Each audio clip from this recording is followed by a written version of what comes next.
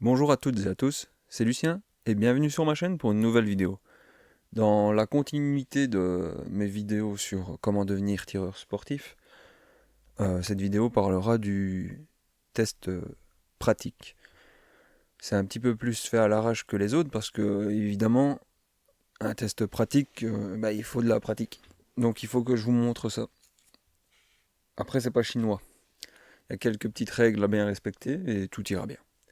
En fait, la première règle, c'est déjà, quand on ouvre sa mallette, arrivé au stand, devant l'instructeur, vous êtes stressé, déjà on l'ouvre et on met le canon, on va dire que les cibles sont par là, on ouvre le canon, la mallette, et on met le canon dirigé vers les cibles.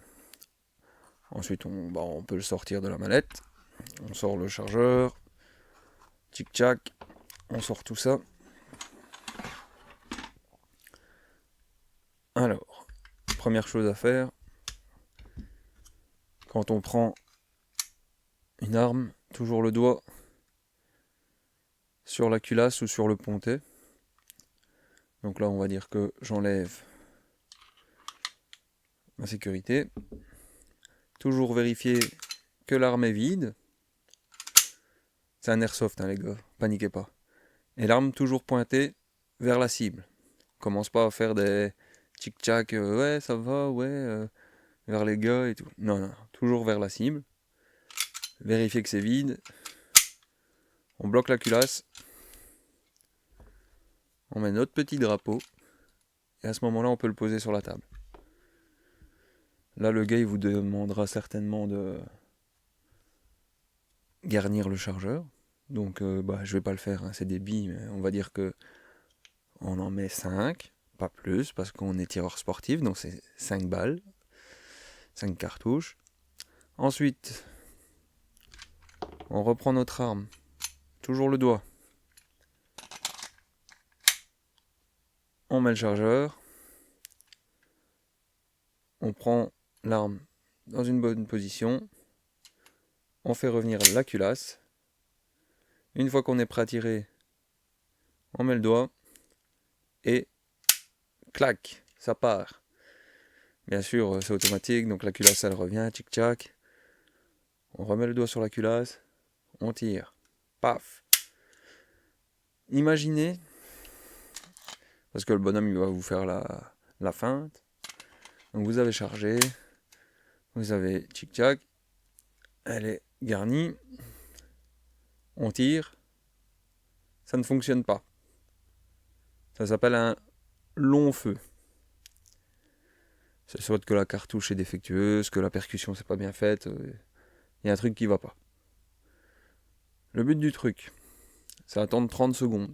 Là, je vais pas le faire en vidéo, mais vous aurez un petit peu la, la manipulation à faire. On attend 30 secondes. Ensuite, toujours le doigt là, hein, on retire le chargeur et on vérifie le canon. Normalement, il y aura une cartouche vu que vous l'aviez chambré. Donc, on tire, la cartouche elle saute, on la dépose par terre, tac tac tac. Ensuite, on remet en sécurité l'arme, on la dépose, on prend la cartouche et on va la mettre dans un bac prévu à cet effet. Et la deuxième solution, c'est le feu lent. Ce qui est à peu près la même chose, hein. On tire et là ça fait vraiment BAM. Mais il n'y a rien qui s'est passé, il n'y a pas de balle qui est sortie. En fait la balle ça se peut qu'elle se soit logée dans le canon et qu'elle en sorte plus. Donc la même chose, on attend 30 secondes pour la sécurité. On enlève le chargeur, on retire, on regarde si c'est vide. Normalement ici ce sera vide, mais à l'intérieur ce sera... Donc là c'est un petit peu la merde.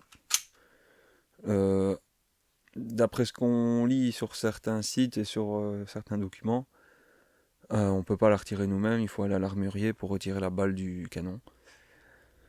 Après, je vous avoue que je suis passé avec certaines personnes, les réponses ont été un peu différentes. Il y en a, ils ont dit qu'on pouvait la retirer, d'autres non. Donc, c'est un peu compliqué tout ça à savoir avec eux. Mais normalement, c'est l'armurier qui doit le retirer. À ce moment-là, on doit resécuriser l'arme, la mettre dans la mallette, et hop, direction l'armurier. Alors, qu'est-ce qu'il y a encore comme autre solution? Ah oui, c'est la solution du il faut changer de ligne. Je sais pas, le truc de la cible ne fonctionne pas correctement. On vous demande de changer de ligne. Ben, c'est la même chose. On retire le chargeur. On toujours vérifier que l'arme est bien vide. C'est la base.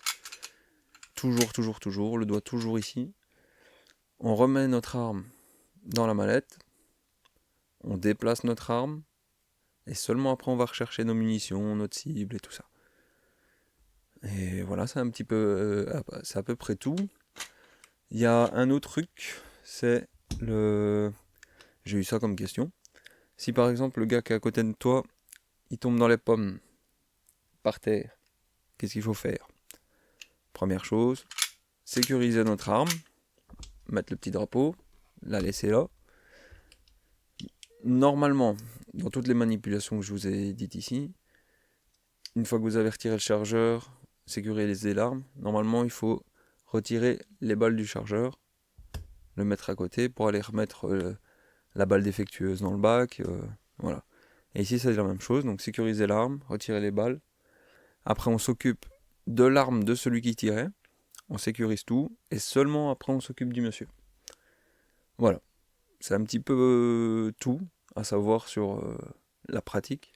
Il faut vraiment s'habituer à prendre l'arme en main, comme ça, toujours. Toujours une fois qu'on est en cible, seulement à ce moment-là, on appuie. Normalement, ils aiment aussi que on tire, on remet le doigt. On tire, on remet le doigt. Même si on a les 5 balles à tirer d'affilée, on tire, on remet le doigt, on prend son temps.